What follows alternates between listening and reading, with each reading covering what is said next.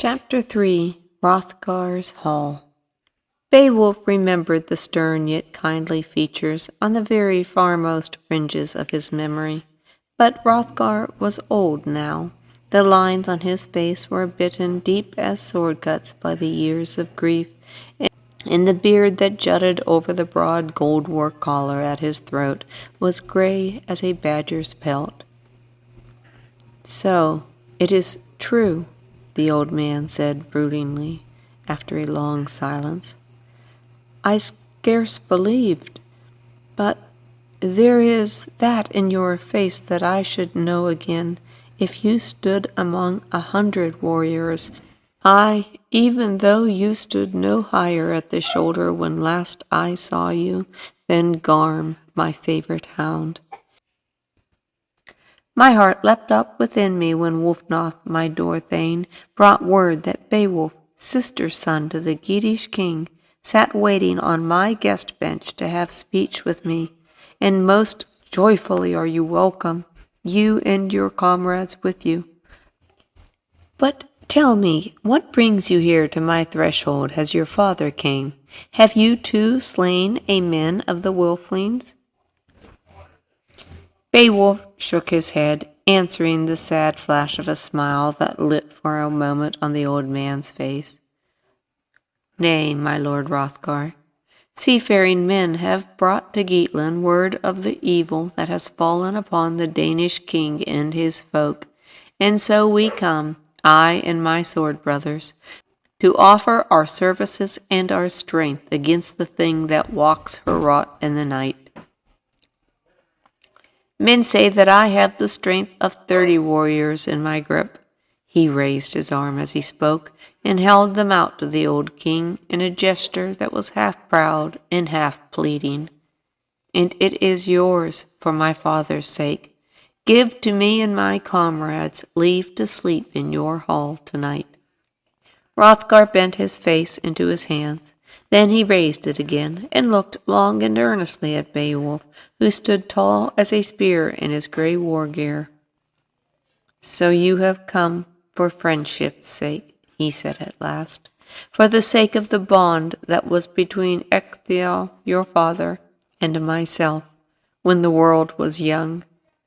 Yet think before it is too late. Think of the hideous end that has come to every man who stood in this place to pit his strength and courage against the death shadow in the dark. Grendel's strength cannot be measured, even against the strength of 30 men, for it is beyond the measuring of mortal strength. They also were young and strong, those other champions who have stood here before you, but youth and strength did not avail them. In the name of the old friendship that brought you here, I bid you think, and be very sure, before the time for thinking is past. We have thought, all of us, and we are content to abide whatever the night may bring," Beowulf said. "The outcome must be as Weird who weaves the fate of men may choose." The light of great hope kindled slowly in the king's face, and he straightened himself in his high carved seat. "So be it, then. I accept the aid that you bring me, Beowulf, son of Ecgtheow. Sleep in my hall tonight, but meanwhile do you and those who came with you feast with high hearts among my thanes." At this, a clamor of voices, fiercely joyful, arose from the warriors who had held their listening silence while Beowulf and the king spoke together, and room and welcome were made for the strangers on the crowded benches. Beowulf found himself sitting between Hrothgar's 2 young sons. Steaming boar-flesh and eel pie were set before him, and a great mead horn thrust into his hands, and the feasting in Heorot roared up like a fire when the dry birch bark is flung onto it. But one man in all that thronged hall did not rejoice at Beowulf's coming, Hunferth, the king's speechmaker and jester, sitting at his lord's feet. He could not endure that any man should shine above himself. Bitter-tongued and envious, fierce-tempered in his cups, He waited until the noise of feasting lulled for a moment, then rose to his feet and spoke coolly and gibingly to the tall guest.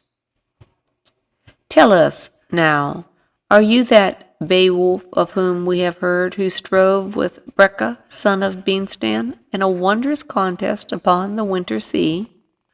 Beowulf, who had been laughing with the king's sons, looked up and saw the speaker standing below the high seat, the bitter face flushed with drink, the glittering eyes and mocking smile. "So that story has come ahead of me to the Danish folk," he said. "Aye, and it is a fine story, and we have heard it all." Hunferth swayed a little and steadied himself. "We have heard how your friends and kindred begged you to forbear such folly, and how you would not heed them, but pushed off into the waves of the rising storm. 7 days and nights you pitted yourselves against each other, so men say. Yet in the end it was Breca who had mastery. And should you not have thought, before you came here like a cock crowing on another's dunghill, that Grendel is like to be fiercer and stronger foe than ever Breca, son of Beanstan, could be?"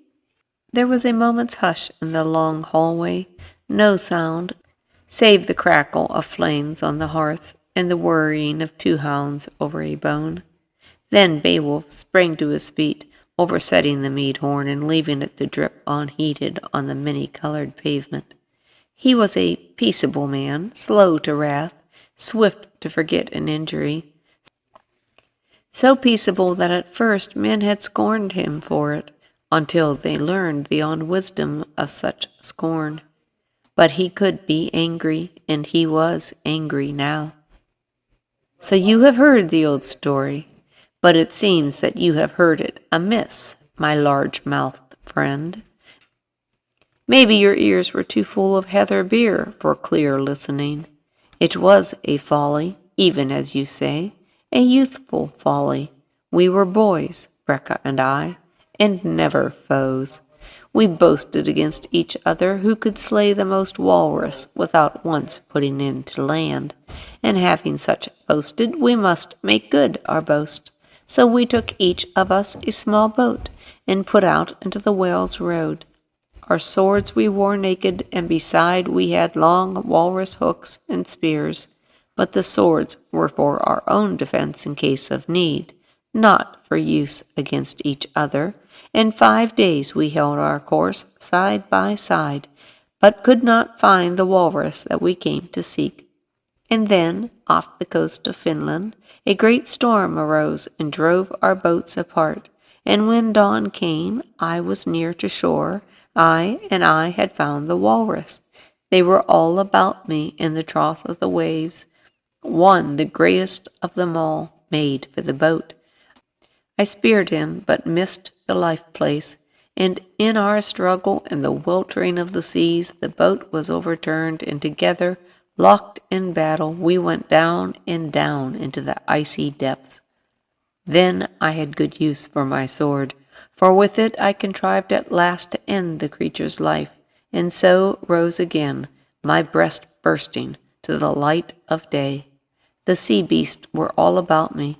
They rushed upon me with their white tusks bared to gash me limb from limb, but I still had my sword, and so at last I was wave-flung upon the sea strand of Finland, and the bodies of 9 great walrus with me. Breca, as I learned after, came also to the shore, but in a place far off from mine, and he did not find the walrus herd. Not Breca, therefore, but I was the victor in that contest. Beowulf threw back his head like a wolfhound when it bays defiance, and the fierce laughter rang in his voice. "I have not heard any tale of great deeds of yours, king's jester, that give you the right to question mine. If you were a man more for doing and less for talking, maybe your hearth-lord would have found his champion to rid him of the feed Grendel ere this." A roar of laughter beat up from the crowded benches, and Hunferth's hollow face flushed more darkly than before. He made as though to hurl some other insult, but the sympathies of every man were with the stranger, and he could only shrug his shoulders and smile, as though the whole matter were a jest, and lounge down again on the stool at the king's feet. Beowulf, quietly, as though nothing had happened, settled himself once more on the bench, lighted the mead horn, and returned to the half-eaten barley cake. So the feasting continued, and the men grew fiercely merry, and the harper stood up to make music beside the king's hearth. Then the hangings of embroidered stuff that closed the doorway to the women's quarters were drawn aside, and a woman stood there with others behind her, a tall woman in a crimson robe, dark-eyed and dark-haired, with royal gold-work about her head, and in her hands a great golden cup. She had no part with Hrothgar in Beowulf's early memory, for she was a second wife and much younger than her lord. But looking at her, he knew she must be Wealhtheow the queen. She came forward, her women behind her, and the cheerful uproar lulled at her coming. She carried the golden cup first to Hrothgar, where he sat in his high seat, saying in a clear voice that reached to the farthest end of the hall, "We have heard, even in the women's quarters, of the champions from across the sea who feast in Heorot this evening, and we have heard the purpose of their coming. Surely now our sorrows are almost over. Therefore drink, my dear lord, and let your heart be lightened." And when the king had drunk, she carried the cup from one to another of the warriors, Geat and Dane alike, while one of her women coming behind with the mead jar refilled for her as often as the cup grew low. Last of all she came to Beowulf, where he sat as guest of honor between her two sons. "Greeting and joy to you, Beowulf, son of Ecgtheow, and all the thanks of our hearts that you come so valiantly to our aid." Beowulf rose to his feet and took the cup as she held it out to him. "Valor is a word to use when the battle is over," he said, smiling. "Give us your thanks, great queen, when we have done the thing which we came to do. But this at least I promise you, that if we fail to rid you of the monster, we shall not live to carry home our shields." And throwing back his head, he drained the cup and gave it again into her hands. But now the shadows were gathering in the corners of the hall, and as the daylight faded, a shadow seemed to gather on the hearts of all the men there, a shadow that was all too long familiar to the Danes. Then Hrothgar rose in his high seat and called Beowulf to him again. "Soon it will be dusk," he said, when the young Geat stood before him, "and yet again the time of dread comes upon Heorot. You are still determined upon this desperate venture?"